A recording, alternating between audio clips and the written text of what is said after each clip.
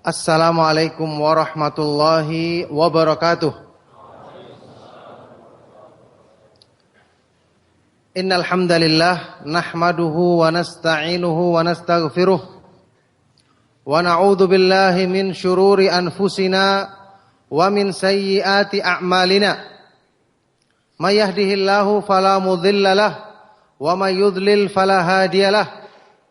Wa asyhadu an la ilaha illallah wahdahu la syarika lah wa asyhadu anna Muhammadan abduhu wa rasuluh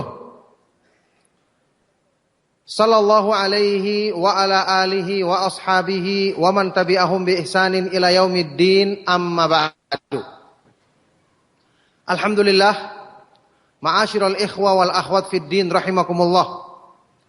Alhamdulillah, segala puji bagi Allah Subhanahu wa taala atas limpahan nikmat dan karunia-Nya yang tidak terhingga. Segala puji bagi Allah Subhanahu wa taala yang memudahkan kita untuk mengenal Islam, mengenal indahnya iman, mengenal nikmatnya berpegang teguh dengan sunnah Rasulullah sallallahu alaihi wasallam. Yang kita mohon kepada Allah Subhanahu wa taala agar nikmat yang agung ini senantiasa ditetapkannya pada diri kita sampai kita meninggal dunia nantinya. Barakallahu fikum. Dalam rangka menjaga nikmat hidayah, kita diperintahkan dalam Islam untuk selalu berpegang teguh dengan petunjuknya. Semakin kita dekat dengan petunjuk Allah, maka semakin dekat pula kita dengan sebab-sebab penjagaan darinya. Allah Subhanahu wa taala berfirman dalam Al-Qur'an, wa may ya'tasim billahi faqad hudiya ila siratim mustaqim. Barang siapa yang selalu berpegang teguh dengan petunjuk Allah, maka dialah yang akan selalu terbimbing untuk menempuh jalan yang lurus. Jadi istiqomah itu ada sebabnya. Belajar untuk mendapatkan ilmu yang bermanfaat, yang kita semua tentu menuntut ilmu karena ingin dapatkan keutamaannya. Keutamaannya yang terbesar adalah agar bisa membentuk ketakwaan dalam diri kita. Karena kita ingin ilmu membimbing kita menuju surga. Man salaka tariqan yaltamisu fihi ilman sahalallahu lahu bihi tariqan ilal jannah. Ini semua tujuan kita.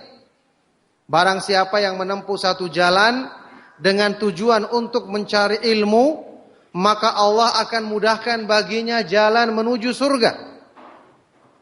Muta'allimun ala sabilin najah, penuntut ilmu yang berada di atas jalan keselamatan. Inilah harapan kita. Dan dengan sebab inilah ilmu itu dipuji, dijadikan kedudukannya tinggi, karena membawa kita untuk meraih takwa. Imam Sufyan Ats-Tsauri dalam sebuah ucapannya pernah mengatakan, innama yuta'allamul ilmu li'annahu yuttaqallahu bihi. Min ajli dzalika fuddila ala ghairihi. Falaula dzalika lakana kasairil asya'. Ilmu itu dipelajari karena dengan ilmu kita meraih takwa. Dengan sebab inilah ilmu dijadikan lebih mulia dibandingkan yang lain. Kalau bukan karena ini, maka ilmu itu sama dengan hal-hal yang lain kedudukannya. Sama dengan kegiatan yang lain.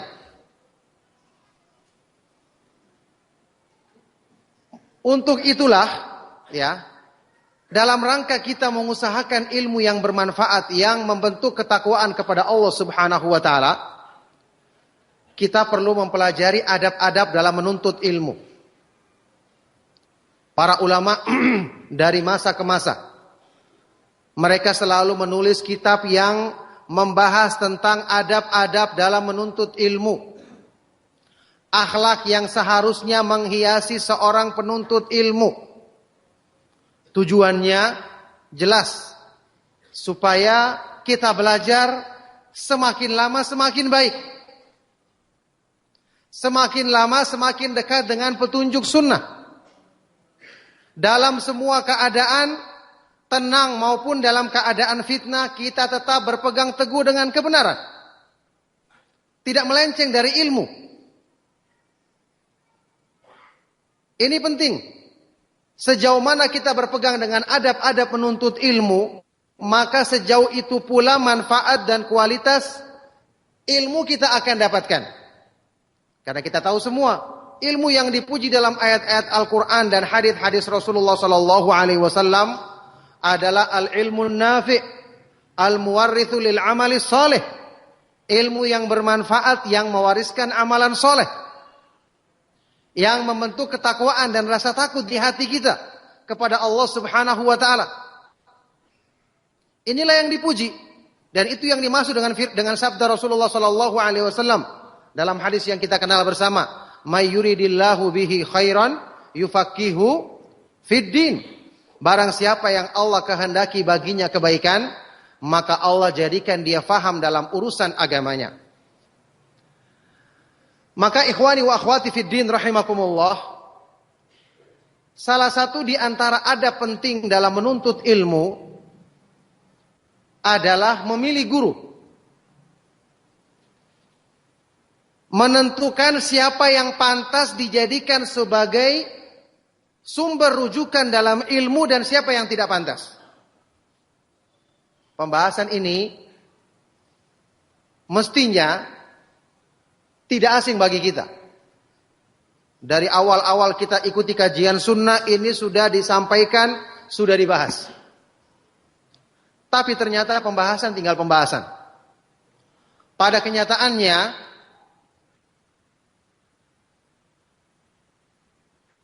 sangat disayangkan. Banyak orang yang menilai ilmu atau mengambil sumber rujukan ilmu asal comot. Sesuai dengan keinginannya masing-masing. Tidak pakai standar.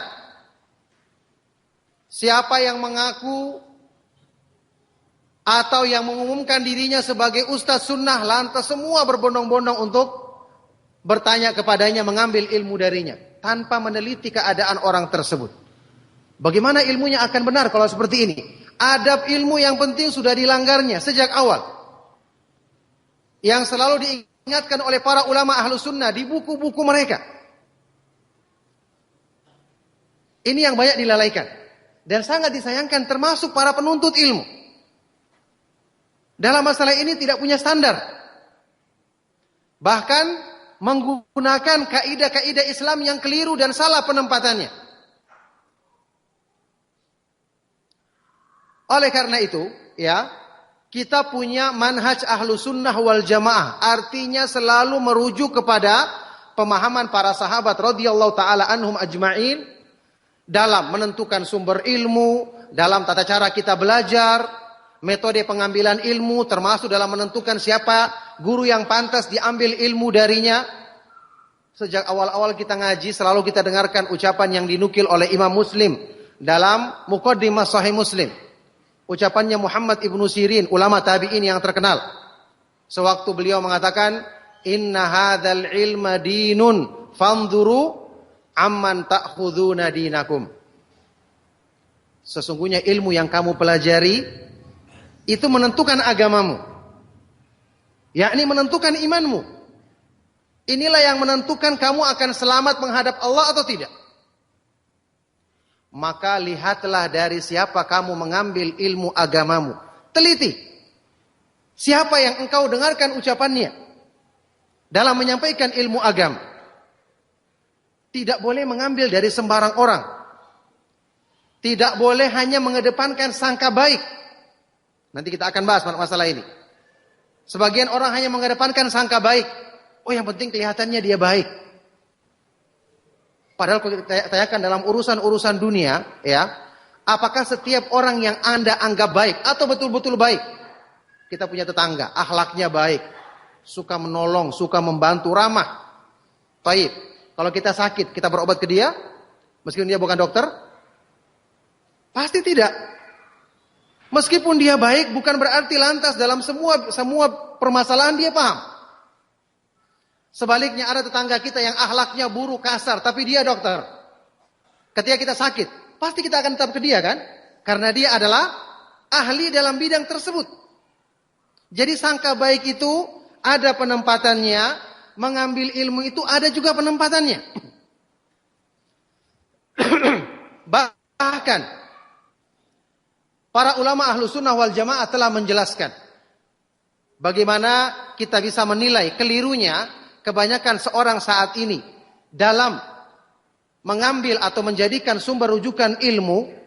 Ya, para ulama telah menjelaskan ilmu itu tidak hanya diukur dari sekedar kemampuan seseorang itu menyampaikan. Retorikanya bagus. Bahkan bukan cuma dilihat dari hafalannya terhadap Al-Quran, terhadap hadis-hadis Rasulullah SAW. Ilmu yang bermanfaat.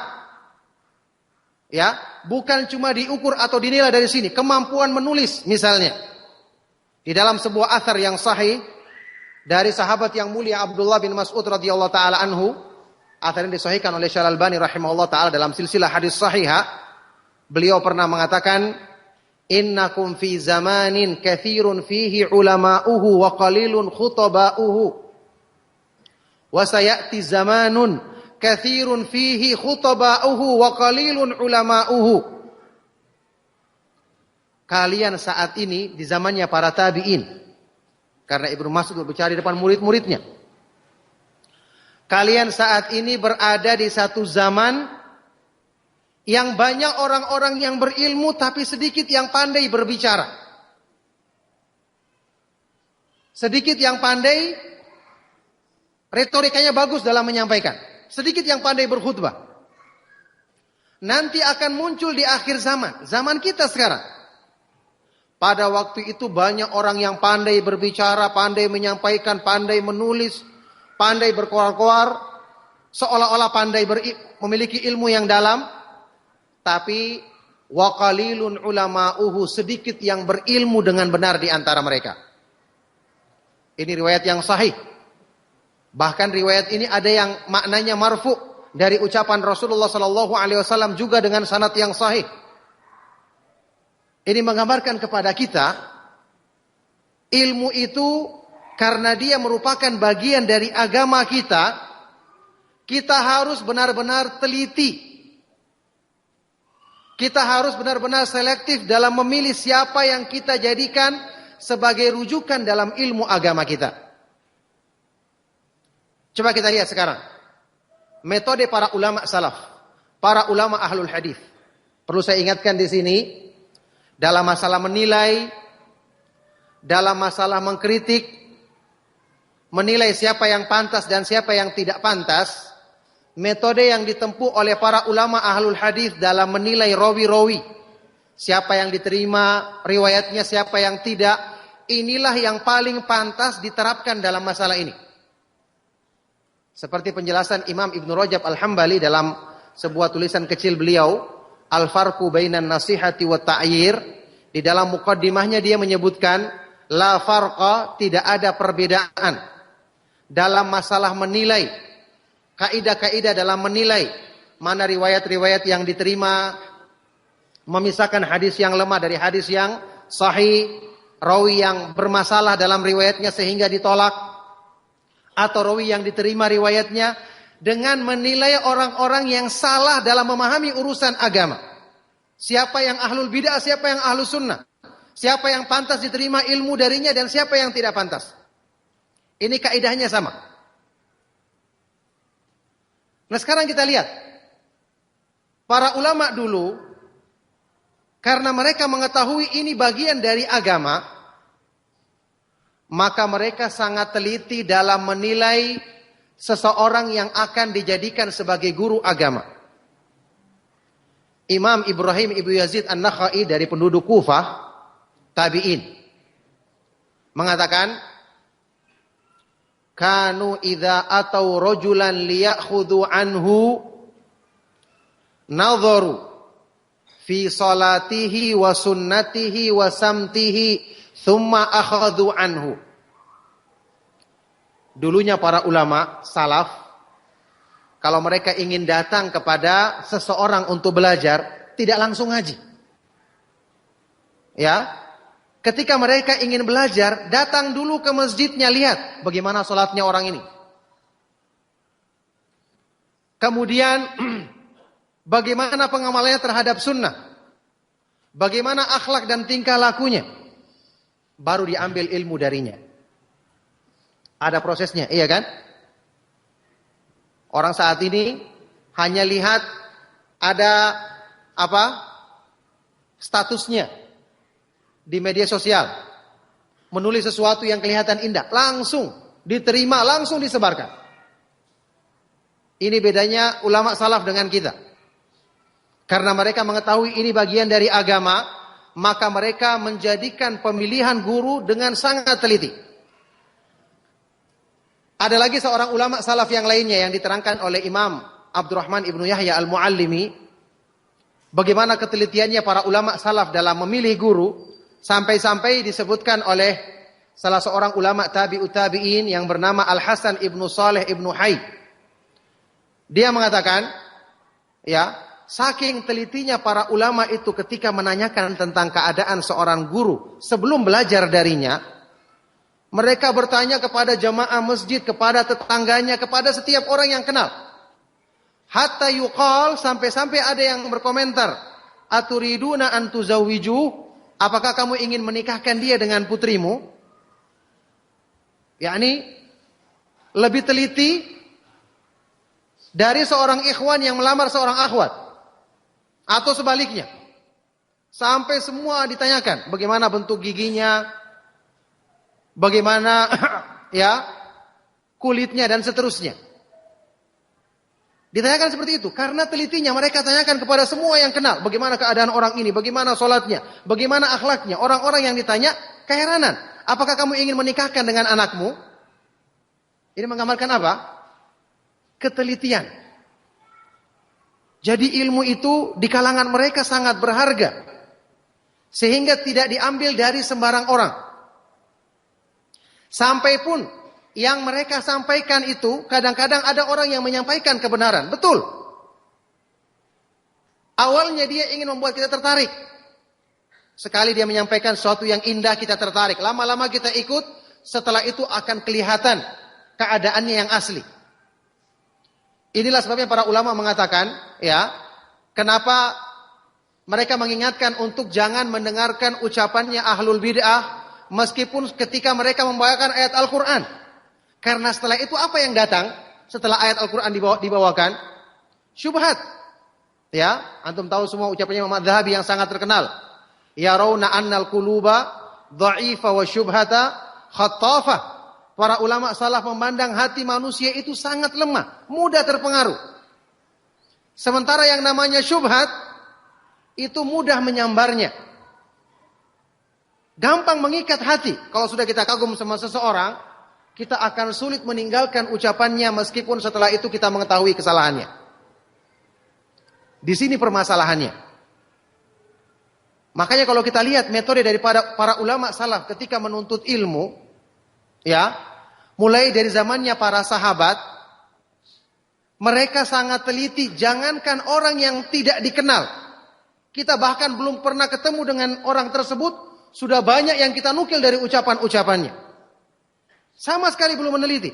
Jangankan orang yang tidak dikenal, yang dikenal saja, tapi bukan ahli, ditolak riwayatnya. Ditolak riwayatnya. Ada riwayat yang dibawakan oleh Imam Muslim dalam Muqaddimah kitab Sahih Muslim. Mungkin antum pernah dengar kisah ini. Peristiwa tentang datangnya seorang ulama tabi'in. Tabi'in yang bukan perawi yang lemah.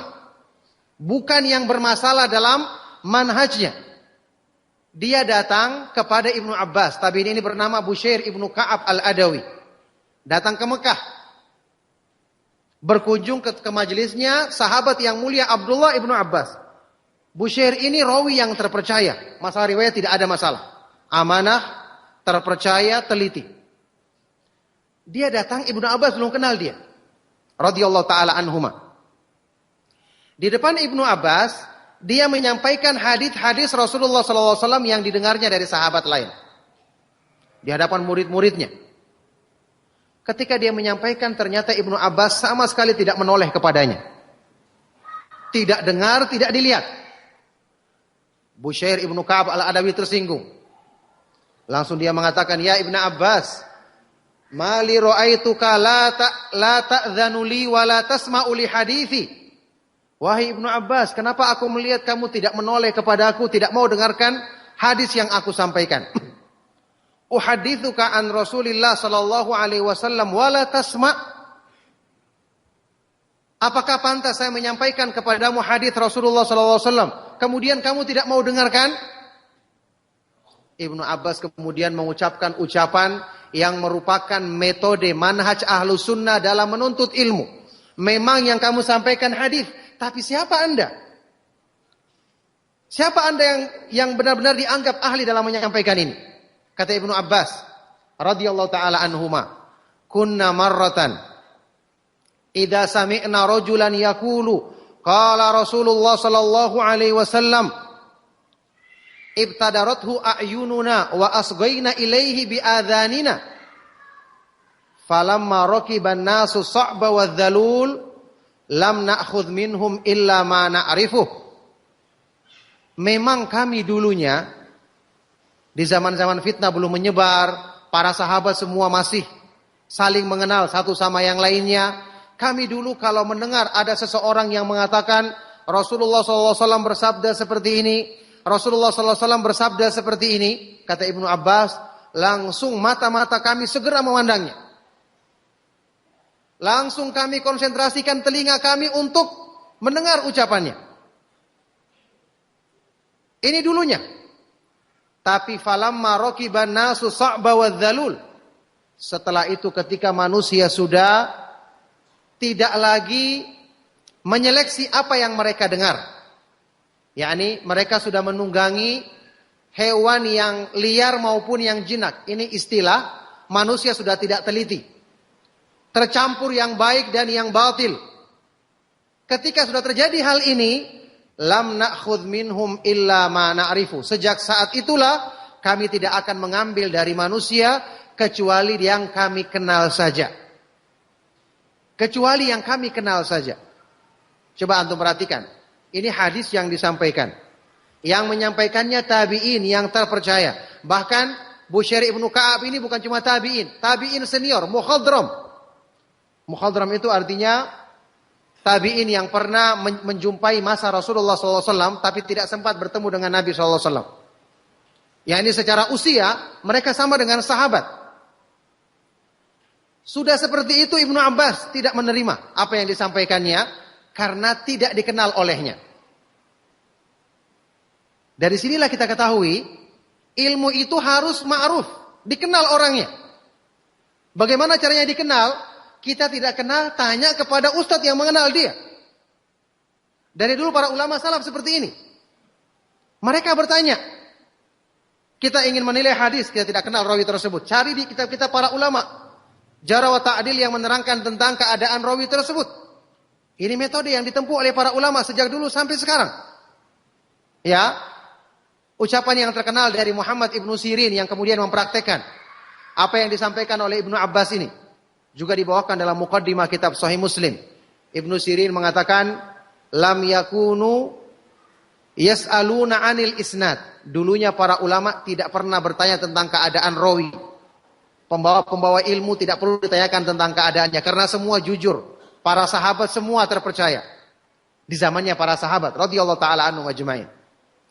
Falamma waqa'atil fitnah, tapi ketika sudah terjadi fitnah, bid'ah tersebar, pemahaman sudah bermacam-macam, qalu sammu lana rijalakum. Para sahabat mengatakan, sebutkan siapa rawi-rawimu? Sebutkan siapa pembawa ilmumu? Fanadharu ila ahli sunnati fayu'khadhu hadithuhum. Maka mereka melihat kalau ahli sunnah diambil riwayatnya, diambil ilmu darinya. Wa nadharu ila ahli bid'ati falam yu'khadh hadithuhum. Dan mereka memandang atau meneliti kepada ahlul bid'ah, kemudian hadis atau riwayat mereka, ilmu mereka tidak diterima, ditolak. Ini para ulama terdahulu. Makanya karena ilmu itu adalah bagian dari agama, memang kita butuh waktu untuk menetapkan seseorang itu menjadi guru. Orang-orang akan mengatakan atau berkomentar, kalau begitu nanti sedikit sumber rujukan kita. Yang mengatakan harus bayar siapa? Ini keanehan kalau kita mengatakan harus banyak. Para ulama ahlu sunnah dulu banyak memiliki guru. Karena di zaman mereka ilmu sunnah tersebar. Tapi mereka apakah asal banyak-banyakan tanpa ada ketelitian? Imam Bukhari yang terkenal di antaranya punya banyak guru. Sampai 1000 lebih gurunya. 1080 orang. Katabtu min alfin wa thamanina rajulan, kata beliau. Saya menulis hadis dari 1080 orang guru. Tapi apa gurunya? Apa manhaj mereka? Laisa fihim illa sahibul hadis. Semua adalah ahlul hadis, semua adalah ahlus sunnah. Kulluhum yaqul al-imanu qaulun wa amalun wa yazidu wa yanqus. Semua mereka mengatakan iman itu adalah ucapan dan perbuatan, bisa bertambah dan bisa berkurang. Artinya Imam Bukhari sebelum belajar dari 1080 orang gurunya, terlebih dahulu beliau telah meneliti bagaimana akidah orang ini, bagaimana pengamalannya terhadap sunnah, ya, bagaimana pengamalan terhadap sunnah Rasulullah Sallallahu Alaihi Wasallam. Kemudian dia baru mengambil ilmu darinya. Makanya ada orang-orang yang pantas diambil ilmu dan ada yang tidak pantas. Ini kriteria yang telah disebutkan oleh para ulama sejak dahulu. Meskipun kelihatannya baik, bukan ahli, tidak diterima darinya. Imam Malik bin Anas rahimahullah ta'ala pernah berkata,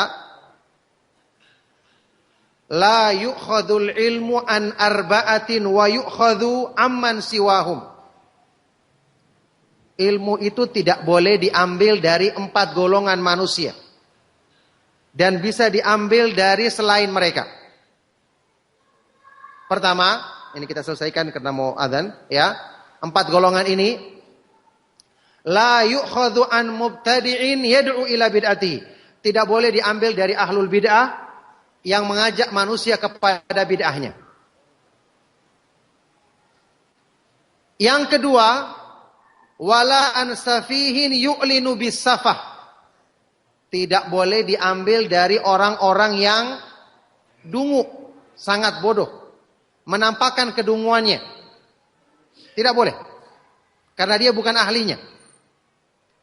Yang ketiga, wala amman yakdzibu fi haditsin nas wa in kana shadiqan fi hadithi Rasulullah sallallahu alaihi wasallam. Tidak boleh juga diambil dari orang yang selalu berdusta ketika berbicara dengan manusia, meskipun dia kelihatan jujur dalam meriwayatkan hadis Rasulullah SAW. Ini menyangkut akhlaknya, lisannya yang suka berdusta menjadikan dia tidak pantas diambil ilmu darinya. Dan yang keempat, wala amman la ya'rifu dinahu, dan tidak boleh diambil dari orang yang tidak ahli dalam ilmu agama. Tidak dikenal punya keahlian dalam ilmu agama. Ini 4 orang yang tidak pantas diambil ilmu darinya berdasarkan pernyataan Imam Malik, dan semakna dengan ini pernyataan para ulama salaf yang lainnya yang menunjukkan mereka telah menyebutkan kriteria ini agar kita tahu siapa yang pantas dijadikan sebagai rujukan dalam mengambil ilmu agama. Taib, insyaallah kita akan teruskan nanti setelah selesai salat Isya karena sudah waktu adzan. Assalamualaikum warahmatullahi wabarakatuh. Alhamdulillahi ala ihsanih wa syukru lahu ala taufiqihi wa amtinanih. Wa asyhadu an la ilaha illallah wahdahu la syarika lah ta'dhiman li syanih. Wa asyhadu anna Muhammadan abduhu wa rasuluhu ad-da'i ila ridwanih. Sallallahu alaihi wa ala alihi wa ashabihi wa ikhwanih, amma ba'du. Alhamdulillah. Ma'asyiral ikhwa wal akhwat fid din rahimakumullah. Kita akan lanjutkan kembali materi yang tadi telah kita sampaikan. Jadi kita kembali kepada permasalahan siapakah yang pantas dijadikan sebagai guru agama, tempat mengambil ilmu agama. Pembahasan ini bukanlah dimaksudkan dengan ini kita mencurigai setiap orang. Ada orang yang datang dan mengatakan kepada kita, saya ingin mengikuti pemahaman Ahlus Sunnah wal Jamaah, ingin belajar Al-Quran berdasarkan Al-Quran dan hadis, ingin belajar Islam berdasarkan Al-Quran dan hadis-hadis Rasulullah SAW dengan pemahaman salaf. Kita katakan ahlan wa sahlan. Kita terima. Dan kita bersangka baik kepadanya. Bukan kita mencurigai setiap orang yang ingin mengikuti kebenaran. Tapi pembahasan ini fokusnya adalah kepada kedudukan sebagai guru agama. Itu adalah kedudukan yang khusus dimiliki oleh orang-orang yang punya keahlian. Dalam urusan dunia, pasti antum akan mencari seseorang yang ahli ketika punya kebutuhan. Misalnya, ada lembaga tertentu. Taruhlah UGM misalnya, sedang membutuhkan dosen. Apa kriteria akan ditulis dalam pengumuman tersebut? Apakah hanya sekadar dia mengatakan yang penting akhlaknya baik, orangnya ramah dan suka tersenyum, maka kami akan memilih dia? Pasti ada kriteria khusus yang berhubungan dengan bidang keahlian, iya kan? Gelarnya, apa gelarnya, dia pernah belajar di mana? Ini untuk urusan dunia. Kita kalau ingin berobat atau konsultasi kesehatan, pasti kita pilih dokter yang ahli, yang berpengalaman, yang punya fasilitas yang lengkap dan seterusnya. Kalau kita butuh perbaikan kendaraan kita, atau bertanya tentang masalah komputer kita mungkin yang rusak atau yang lainnya, pasti kita akan mencari ahlinya. Jadi dalam urusan-urusan dunia kita menempatkan sesuatu itu ada yang membidanginya. Nah, kenapa dalam urusan agama itu kita tidak praktekkan? Hanya menilai dengan sekedar dia bagus menyampaikan. Indah kata-katanya, susunannya, retorikanya baik. Ini kekeliruan yang terbesar yang terjadi. Memang dalam Islam kita diperintahkan, ya, asalnya seorang muslim itu sesuai dengan namanya as-salamah, selamat. Asalnya seorang muslim selamat. Kalau kita berteman dengan dia, menerima kebaikan-kebaikannya secara zahir, betul. Misalnya antum datang salat berjamaah di sebuah masjid. Sedang perjalanan mampir di masjid tertentu. Ketika masuk salat, antum tidak perlu bertanya kepada imam yang akan mengumandangkan salat sebentar lagi. Antum ini ahlul bidah atau bukan? Bapak ini berbuat syirik enggak? Tidak perlu. Secara zahir, dia kelihatannya baik, memakai pakaian muslim, orang-orang mempersilahkan dia menjadi imam, bacaannya juga baik, berarti antum salat di belakangnya.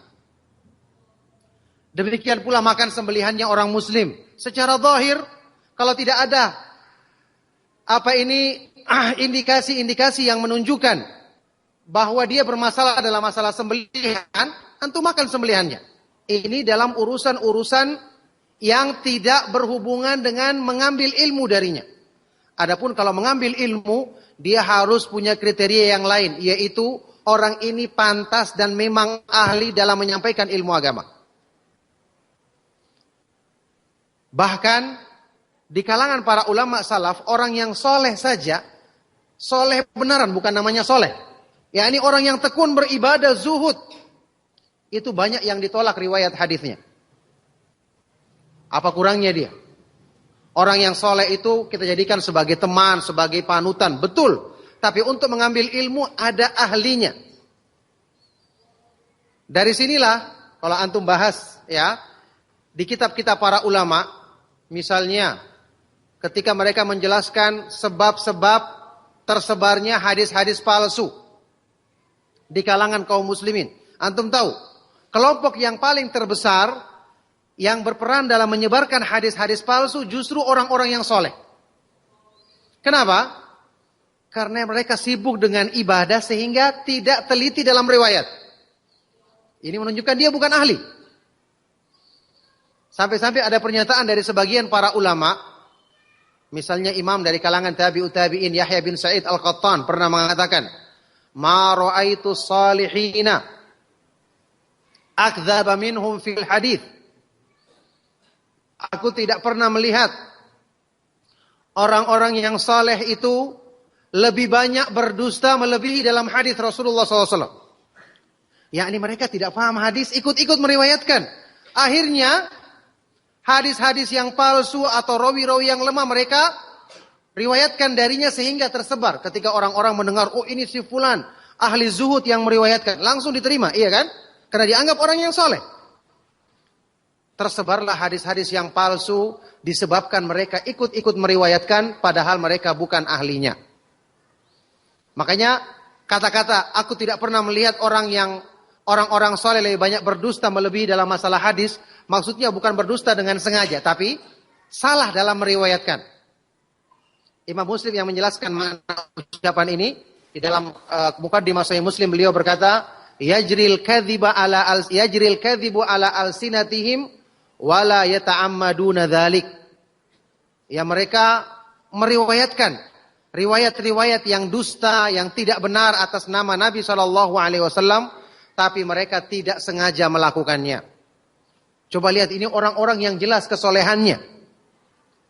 Bahkan antum ketahui, ya, dulu di Madinah, di zaman tabi'in, antum tahu Mekah dan Madinah, karena ada Masjidil Haram dan Masjid Nabawi, harasahumallah, tentu banyak orang-orang yang ahli ibadah yang menetap untuk beribadah di masjid tersebut dan mencari tempat tinggal di sekitarnya. Iya kan? Banyak orang-orang yang soleh di zaman terdahulu. Di Madinah, Imam Malik bin Anas, Imam Ahlul Hadith di zaman tabi'ut tabi'in, gurunya yang utama, termasuk di antara gurunya yang utama, ya, Abu Zinad Abdullah ibnu Zakwan. Mereka belajar di Madinah, selalu melaksanakan ibadah di Masjid Nabawi. Mereka menjumpai di zamannya beberapa orang ahli ibadah.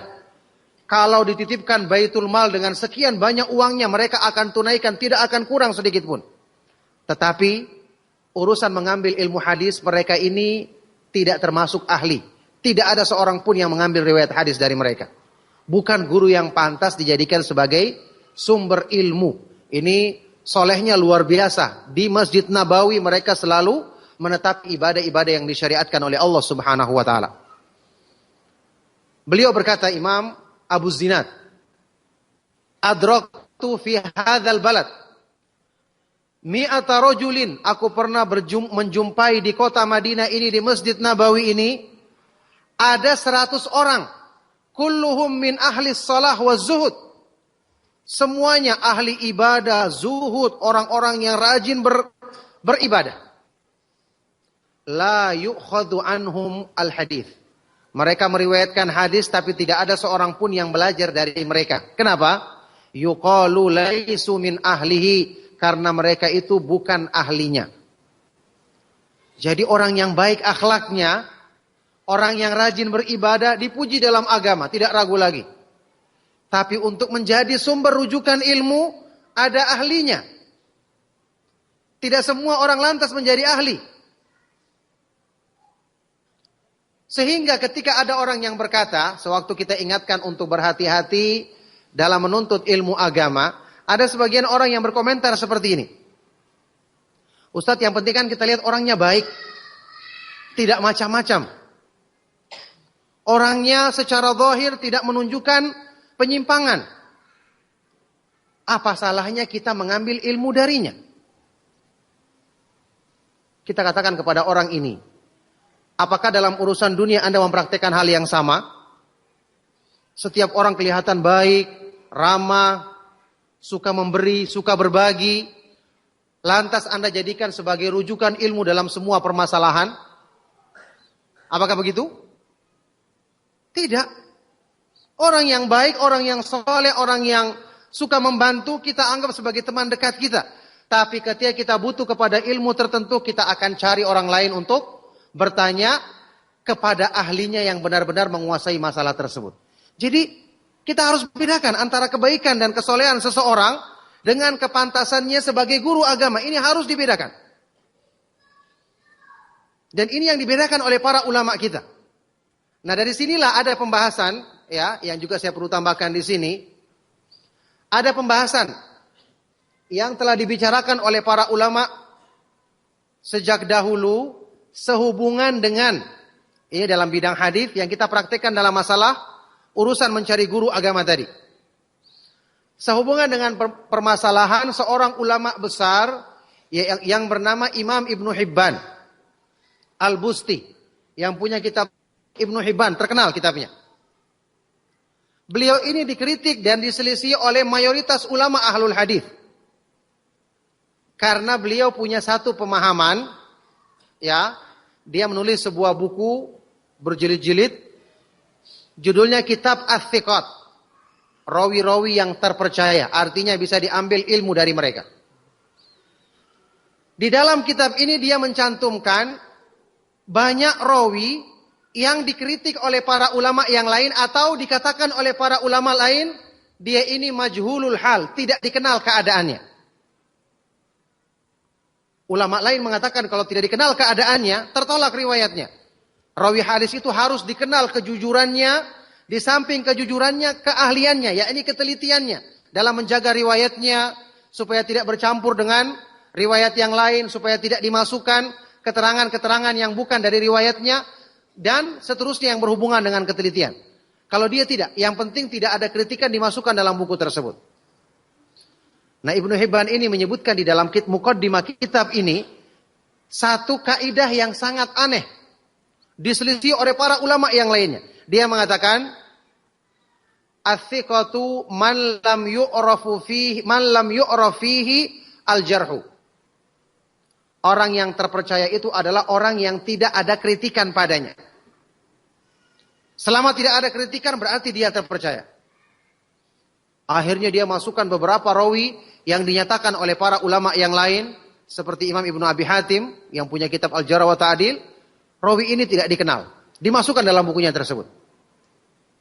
Akhirnya para ulama bangkit untuk menulis tulisan yang membantah pernyataannya ini. Ini tidak benar. Para ulama salaf, seandainya ini menjadi patokan, orang-orang yang soleh tadi sudah pantas untuk dijadikan sebagai rujukan. Di zamannya Imam Malik dan zamannya tabi'in di Madinah Abdullah ibnu Dzakwan. Tapi mereka tidak melakukan itu. Orang-orang soleh itu kalau dititipkan harta mereka akan tunaikan. Tapi tidak ada satu hadis pun yang dipelajari oleh Imam Malik dari mereka. Karena mereka bukan ahlinya. Jadi tidak benar kalau kita mengatakan kita bersangka baik kepada orang tersebut. Dia mengaku sebagai ustaz sunnah, ya sudah kita ambil darinya. Ini tidak benar. Kalaupun sampai kita dapati misalnya kenyataan dengan mempraktekkan kaidah ini, ternyata ustadz atau sumber rujukan yang pantas dan memenuhi kriteria sedikit, maka sedikit itulah yang kita ambil darinya. Kalau ada yang masih kita ragukan, masih dipertanyakan hukum asalnya, ingat menuntut ilmu harus orangnya jelas. Harus orangnya benar-benar diketahui. Sudah kita bahas tadi cara jelasnya. Kalau kita tidak ketahui, maka bertanya kepada orang yang ahli. Para ulama Ahlus Sunnah wal Jamaah menetapkan ada dua cara untuk mengetahui seseorang itu terpercaya atau pantas diambil ilmu darinya. Ada dua. Pertama,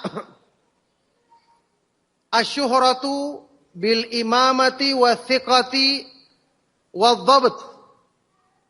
Pertama, dia adalah orang yang populer, terkenal. Sebagai orang yang terpercaya, orang yang pantas diambil ilmu darinya, orang yang ahli. Antum sudah ketahui, ustadz-ustadz sunnah, ya, yang bisa dijadikan sebagai rujukan, yang antum sudah mengikuti kajian mereka sehari-hari, baik secara langsung maupun mungkin lewat media-media sunnah seperti Roja TV atau yang lainnya. Misalnya Al-Ustadz Yazid Jawas, hafizahullah ta'ala, Ustadz Abdul Hakim Abdad, Ustadz Badrul Salam misalnya. Kemudian misalnya yang ada di Jogja ini Ustadz Afifi, Ustadz Zaid dan yang lainnya yang antum sudah kenal. Ini sudah antum ketahui dari antum ikuti sendiri kajiannya, kemudian dari latar belakang pendidikan mereka, mereka belajarnya di mana, kemudian dari kajian-kajiannya, dan rekomendasi dari para ustadz yang lain. Ini cara yang pertama. Kalau dalam ilmu hadis tentu seperti ulama-ulama besar sekelas Imam Syafi'i, Imam Ahmad bin Hanbal, Imam Bukhari, Imam Muslim, Sufyan Ats-Tsauri, Abdullah ibn Mubarak, ini tidak perlu lagi ditanyakan. Karena mereka adalah imam dan diakui keimamannya oleh para ulama lain. Yang kedua, cara yang kedua adalah at-tansisu min a'immatil jarh wa ta'dil. Ada pernyataan dari para ulama yang ahli dalam masalah menilai. Yakni kita harus bertanya kepada para ustadz tersebut. Jadi yang menjadi ukuran bukan antum. Bukan kita-kita penuntut ilmu. Kelihatannya orangnya baik. Saya mengambil ilmu darinya. Dari mana Anda mengetahui bahwa dia pantas menjadi sumber rujukan ilmu? Jadi bertanya, kenapa antum bertanya kepada ustadz dalam masalah-masalah akidah, dalam masalah-masalah fikih, dalam masalah-masalah hukum, kemudian dalam masalah menilai orang yang pantas antum tidak bertanya? Apa bedanya? Seorang ustadz akan menyampaikan hal tersebut dengan dalil yang dia ketahui. Karena ini merupakan kewajibannya. Ingat, para ulama tidak boleh mendiamkan. Ketika di masyarakat ada orang-orang yang misalnya menyampaikan agama ternyata menyimpang pemahamannya, ini tidak boleh diam. Imam Ahmad bin Hanbal rahimahullah ta'ala ketika ditanya, kenapa para ulama senantiasa membicarakan siapa rawi-rawi yang ditolak riwayatnya? Apa jawaban beliau? Idza sakattu ana wa sakatta anta, kaifa ya'riful jahilu sahiha minas sakim? Kalau kamu diam, saya diam. Bagaimana orang-orang yang jahil akan mengetahui mana riwayat yang sahih dan mana riwayat yang lemah? Mana yang bisa diambil, mana yang harus ditolak? Ingat, ini bukan ghibah yang terlarang dalam agama. Bahkan ini merupakan bentuk jihad yang paling besar. Karena membela sunnah. Membela kemurnian Islam. Ini sudah tugasnya para ulama ahlu sunnah wal jamaah. Yang disebutkan dalam sebuah hadis yang hasan derajatnya dari berbagai jalurnya. Rasulullah sallallahu alaihi wasallam bersabda, "Yahmilu hadzal ilma min kulli khalafin uduluhu yanfuna anhu tahrifal ghalin wa intihalal mubtilin wa ta'wilal jahilin." Akan membawa ilmu agama ini dari setiap generasi. Terus sampai di akhir zaman. Siapa yang membawa ilmu agama ini? Adalah udul, orang-orang yang terpercaya di antara mereka, para ulama. Apa tugas mereka? Mereka akan membersihkan dari agama semua hal-hal yang merusak. Pertama, tahrif, upaya untuk menyelewengkan makna Al-Quran dan Sunnah dari orang-orang yang melampaui batas. Yang kedua, pendustaan, pemalsuan dari orang-orang yang ingin merusak agama. Yang ketiga, pentakwilan dari orang-orang yang jahil, orang-orang yang bodoh. Kalau mereka tidak berbicara, bagaimana ilmu agama ini akan terjaga? Seperti Imam Yahya bin Ma'in, Yahya bin Sa'id Al-Qattan, dikatakan kepada beliau, Yahya bin Sa'id Al-Qattan ini imam besar dari kalangan tabi'ut tabi'in, termasuk guru utamanya Imam Ahmad bin Hanbal rahimahullah ta'ala. Pernah disampaikan kepada beliau, ya, tentang rawi-rawi yang selalu dikritiknya karena kelemahan mereka dalam meriwayatkan hadis Rasulullah sallallahu alaihi wasallam. Disampaikan kepada beliau, "Idza kana haula'ir ruwat alladzina takallamta fihim yakununa khusama'aka amama Allah yaumal qiyamah, madza taqul?" Bagaimana kalau nanti pada hari kiamat diancam dia? Rawi-rawi yang kamu bicarakan, yang kamu kritik itu, mereka akan menuntut kamu di hadapan Allah. Karena kamu sering mengkritik mereka. Apa yang akan kamu jawab?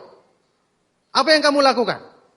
Maka beliau mengatakan, "Wallahi, sungguh demi Allah, la ayyakunu khusama'i yaumal qiyamah." Kalau mereka menjadi menuntutku di hadapan Allah pada hari kiamat, ahabbu ilayya, lebih aku sukai daripada min ayyakuna khasmi Rasulullah sallallahu alaihi wasallam. Daripada yang menuntutku adalah Rasulullah sallallahu alaihi wasallam dengan mengatakan, "Lima la tadzubbul kadhiba an hadithi." Kenapa kamu tidak membersihkan hadis-hadisku dari riwayat-riwayat yang palsu? Mendingan mereka 100 orang yang menjadi penuntut kita dibandingkan seorang diri Rasulullah sallallahu alaihi wasallam. Karena kita tahu riwayat-riwayatnya, banyak yang dimasuki dengan kepalsuan, banyak yang mentakwilkannya dengan hal-hal yang menyimpang dari pemahaman agama yang benar, kemudian kita mendiamkan, tidak menegur kesalahan tersebut, tidak menasihati umat untuk menjauhi hal-hal yang menyimpang tadi. Ini tujuannya untuk penjagaan ilmu agama. Makanya dari sisi inilah bersangka baik kita tempatkan pada tempatnya. Kalau ada orang yang mengaku ingin belajar kebaikan, kita katakan ahlan wa sahlan. Mari kita sama-sama belajar. Tapi kalau ada orang yang baru mengaku sebagai orang yang baik, kemudian dia mengatakan, saya ingin menyampaikan ilmu. Lihat dulu. Inna hadzal ilma dinun, fanzuru amman ta'khuduna dinakum. Lihat dari siapa kau mengambil ilmu agamamu. Orang ini ahli apa tidak? Orang ini pemahamannya lurus apa tidak? Tidak cukup cuma sekedar dengan penampilannya saja. Ya, Imam Syu'bah Ibnul Hajjaj rahimahullah taala mengatakan, "Khudhul masyhur anil masyhur." Ambillah ilmu yang kita kenal dari orang yang dikenal. Makanya saya katakan tadi, kalau ada riwayat hadis Rasulullah SAW dalam sanadnya kita baca, ternyata ada rawi yang tidak dikenal. Atau majhulul hal. Kita buka biografinya, buku-buku yang menjelaskan biografi para rawi di kitab-kitab para ulama. Disebutkan namanya tapi tidak dikenal keadaannya. Ini berarti riwayatnya lemah. Kalau tidak ada jalur lain maka dia tidak bisa dikuatkan.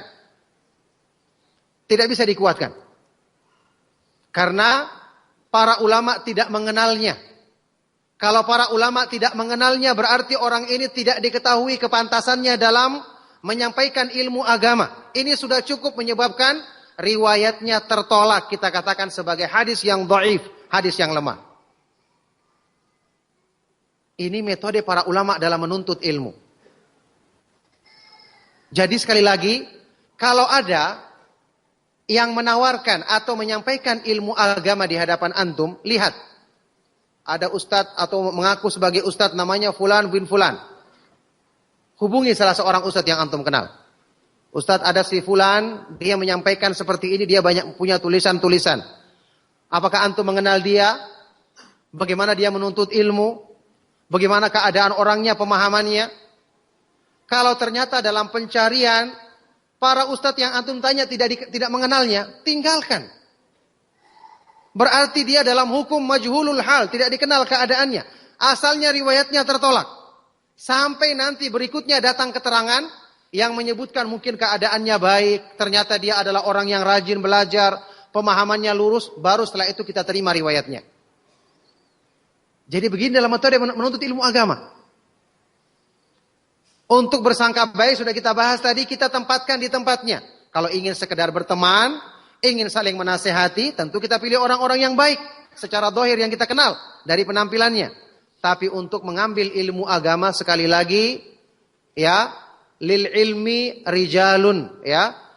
Untuk menjadi sumber rujukan dalam ilmu agama, maka ada orang-orang yang memang ahli, orang-orang yang pantas dan membidangi masalah tersebut. Oleh karena itulah, coba antum perhatikan di buku-buku yang menjelaskan tentang adab-adab dalam menuntut ilmu. Selalu para ulama mencantumkan ya tentang bagaimana seorang penuntut ilmu itu dalam memilih guru. Dalam memilih guru. Sedangkan ketika ada 2 orang guru saja kita harus dahulukan yang lebih kuat riwayatnya, yang lebih teliti. Apalagi kalau guru tersebut ternyata orang yang mengaku sebagai guru tersebut bukanlah orang yang dikenal punya keahlian dalam ilmu agama. Yang jelas permasalahan ini permasalahan yang meskipun sudah mungkin sering diingatkan atau dibahas, tapi saat ini ya berhubung dengan tersebar luasnya informasi, penggunaan media sosial, sehingga banyak bermunculan orang-orang yang tidak kita kenal sama sekali. Tidak pernah direkomendasikan oleh para ustadz-ustadz kita, bahkan mungkin namanya baru kita kenal. Tiba-tiba dia menyampaikan tulisan-tulisan kemudian menjadi terkenal. di kalangan para penuntut ilmu. Muskilahnya para penuntut ilmu tidak bertanya kepada para ustadz. Akhirnya banyak pemahaman-pemahaman yang merusak masuk.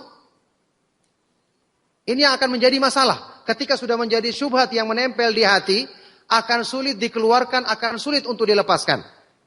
Ini akibat kita tidak mempelajari agama dengan metode yang benar, metode yang diajarkan oleh para ulama Ahlus Sunnah wal Jamaah, yang kita ketahui bersama. Tidak mungkin keadaan umat di akhir zaman ini akan baik kalau tidak mengikuti metode pemahaman mereka dalam belajar, memahami agama, mengamalkannya, kemudian menyebarkannya kepada kaum muslimin.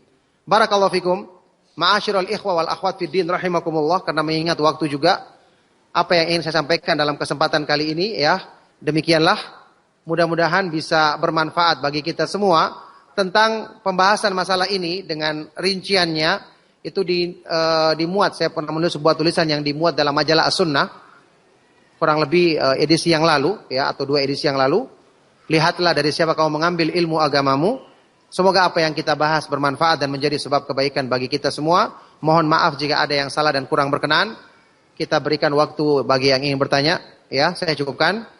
Sallallahu wasallam wa barak ala nabiyina Muhammad wa ala alihi wa sahbihi wa man tabi'ahum bi ihsanin ila yaumiddin. Wa akhiru da'wana anil hamdulillahi rabbil alamin.